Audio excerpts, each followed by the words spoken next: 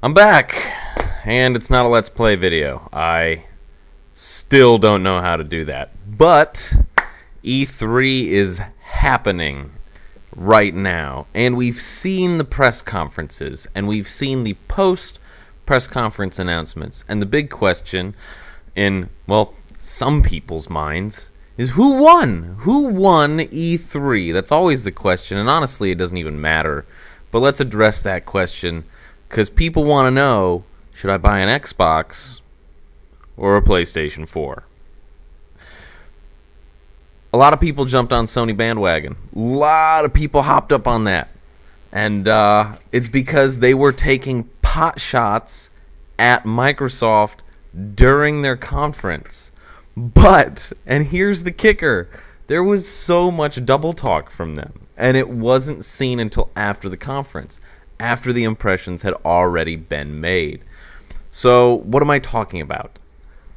First and foremost, Xbox, its used game policy is that it will support used games, but it's up to the publisher to decide whether or not the games will be able to be played used.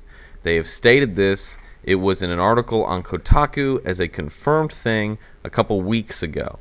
Now, what did Sony do? Sony said, hey, let's support used games. And everyone went, yeah! And then, what happened? In an interview after the press conference, the Sony guys said, well, what we're actually doing is we are letting the publishers decide if we're going to support used games or not. So Sony titles will all be able to be played used, but other publishers will get to decide for themselves. Wait, that sounds familiar. Oh yeah, I forgot. That's exactly what Microsoft said. As predicted, Sony and Microsoft have the exact same policy on used games DRM, and everybody just is overlooking it. And it's really tough to see that. So that's one thing that Xbox actually doesn't have underneath the PlayStation. They just played it up more in a way to try and I don't know if it's trick people, but it definitely seems to be playing into Microsoft's weak points right now, post their Xbox reveal. And a lot of people are hopping on Sony. But that brings us to point number 2. Sony does have a few clear advantages. If you're a tech head, the RAM in that machine is undeniably awesome. GDDR5 is blazing fast. And beyond that, it does not have to be online to play the games. And they're supporting indie developers, which is great. It's always good. More games, more fun, right? Well, where the Xbox lacks in power, according to what the RAM says, it makes up for in cloud computing. And they showed off some things at E3 that were impressive.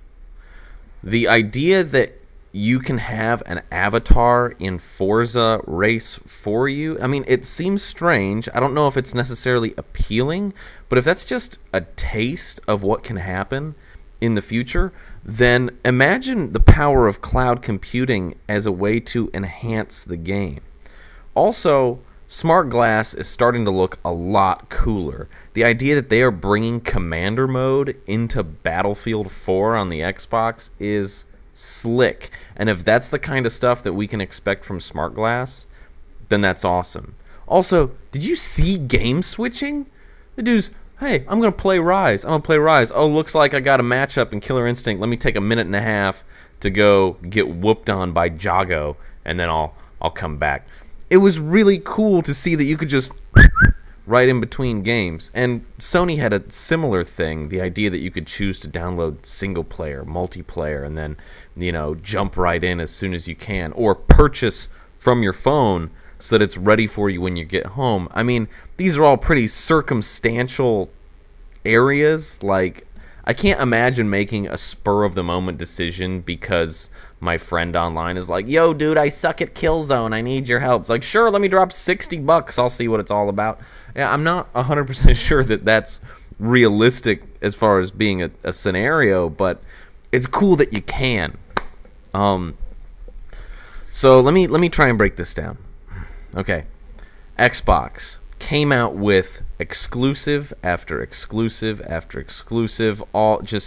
Every single one of their games was just mind-blowing. And then they had, some Battlefield in there, but they showed off a lot of Xbox-only stuff. Sony kind of undercut and said, hey, look at these games. By the way, after the conference, they're not exclusive to the PlayStation 4. I mean, how many people freaked out when they saw not only Final Fantasy 15, but, and I'm not going to get into this now, but Kingdom Hearts 3.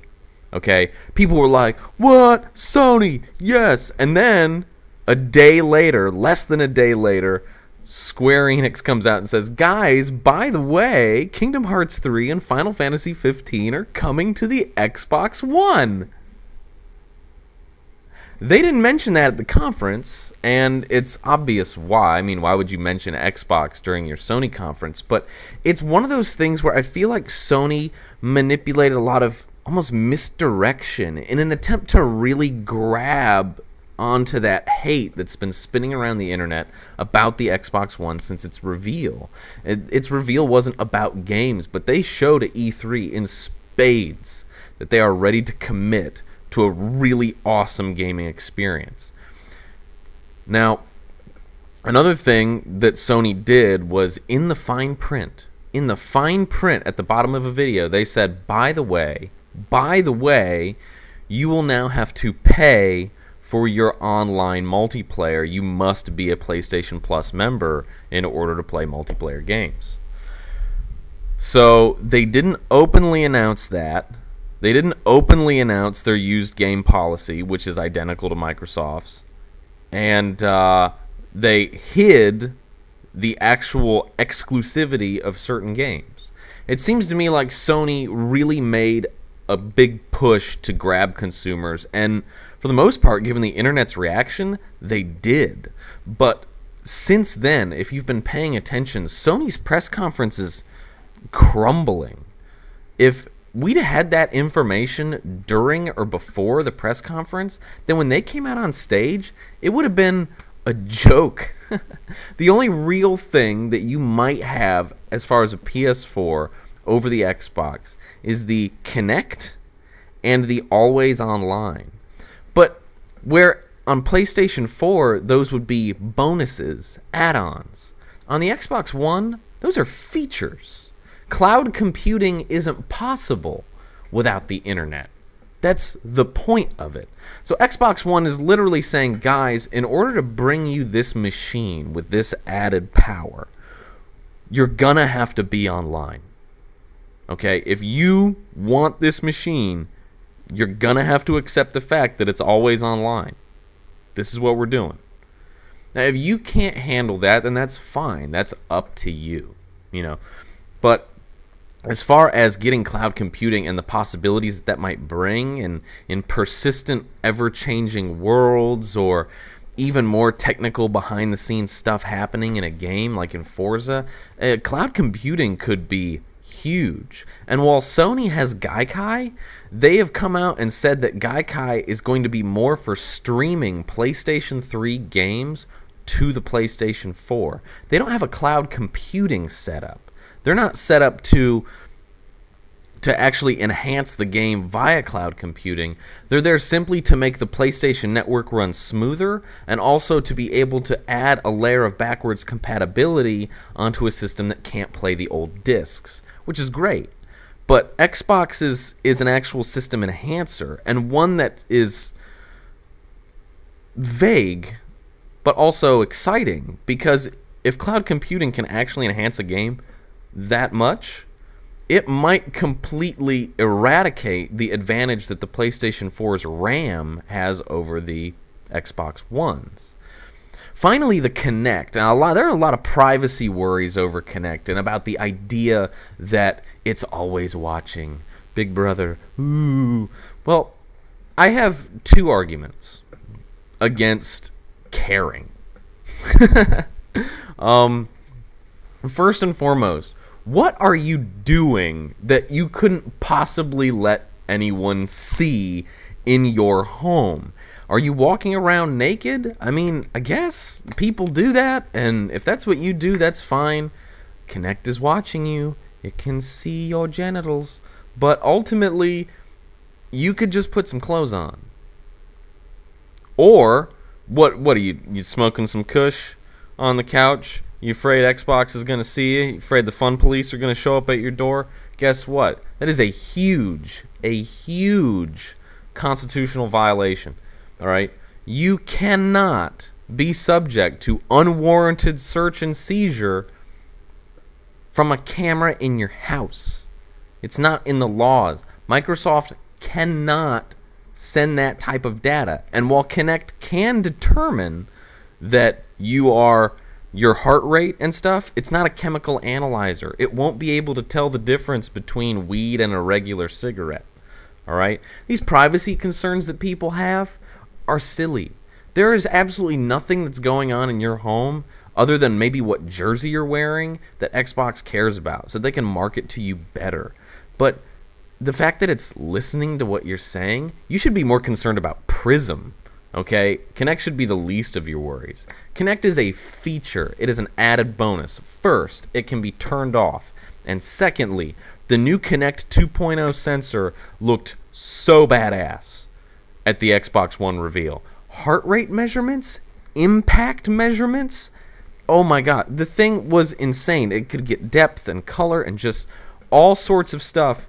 The Kinect original, the one that we all have now and hate, is a glorified PlayStation Eye. It can track this and it can read hand gestures, but it really doesn't do much else. It's really basic. The new Kinect 2.0 technology has the capacity to be a lot bigger. I mean, we're talking a boxing game where the speed of your punch could be registered. That's a big deal. It's a huge deal. At least as far as possible integration. Can you imagine playing a scary game like The Evil Within?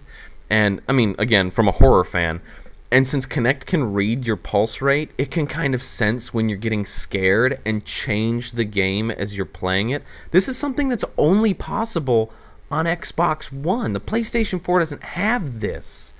The Kinect is a feature. It's not going to invade your privacy. And if you're really afraid of it, they've said you can turn it off. They have said this. It has been confirmed 3 times alone on IGN, once on Kotaku, once on Joystick, as far as I've seen. Okay? Privacy concerns out the window. You can tell where I've been going with this entire talk. I went out yesterday, and after visiting 3 GameStops that were sold out of pre-orders, I went to a Best Buy and pre-ordered my Xbox One. That being said, I do still plan on buying a PlayStation 4. But the Xbox One appeals to me for several reasons. And the first and main reason is that the Xbox One with Kinect and cloud computing seems to have overall more solid features than the PlayStation 4 does. The PlayStation 4 is an expanded current-gen system. It does nothing truly different from what we already have. The Xbox One is a next-gen system.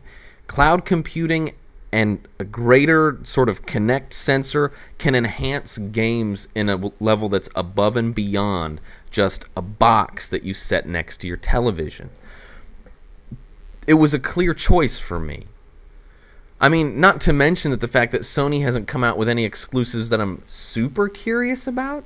I mean, half of the games I wanted to play from their conference were for the PlayStation 3. The Last of Us, Gran Turismo 6, Beyond Two Souls, those aren't on the PlayStation 4. So what did they show off? Assassin's Creed 4, multiplat. Kingdom Hearts 3, multiplat. Final Fantasy 15, multiplat. Killzone, Infamous Second Son looks really cool. Drive Club looks like it could be interesting, but as it is a new racing game, it's not like it's a new IP. It's like it's its first foray into the world of competing. And I remember how Forza 1 versus Gran Turismo 4 was. Gran Turismo 4 was the clear winner. But once Forza got ironed out, oh man, it took Gran Turismo just off the table. However, maybe Drive Club 2 or 3 might be more enticing to me. And it'll be interesting to see what Sony comes up with in the coming months. But right now, Xbox has really convinced me as a gamer that there are games to support this exciting new tech. And Sony decided to say, hey, we're going to show you one thing at our conference, but in our other hand, we've got the truth, and we'll kind of shove that under the rug as we, prance about and say, look, here's how you trade games on a Sony. You can share games on your Xbox One with friends and family, with game sharing and trading. They haven't detailed it yet, but they've said that you can share your games with up to 10 people. From the sounds of it, I don't want to buy a used game if my buddy can just give me his. Yeah, and that's as one of the things that, as moving forward, we're going to have our questions answered about. This has been an especially long talk, albeit a very well-lit one. Haha. But yeah, those are my impressions. Sony is doing really good, but Xbox One sold me because the new tech and the games said this is the next gen. We are supporting online only because the next gen is online only. We are beyond the point where we all need to consider, oh, do I have high-speed internet? Chances are, if you're watching this video, you have high-speed internet. It should be a non-issue, okay? I understand that there are certain things about that might be a turnoff, but the Xbox One isn't something that should be feared because they're trying to impose on us. I think that what Microsoft is trying to do is they are trying to tough love us. They're trying to say, hey, if you really want a new, greater experience, you're going to have to accept some things, like always online integration, like using this new, cool camera microphone combo that can enhance the way you play. If you want to stick with Sony and go with the same old, that's great. You can have your current Gen Plus system. But Microsoft is being heavy-handed in the way that they are trying to pull us kicking and screaming into the next generation. And that's why I think that the Xbox One is the system to get. Who won E3? Obviously Sony did, because of their song and dance and because of how they handled their press conference and how the media just blew up afterwards. But which one's going to be the system to buy? My money's already on Xbox One.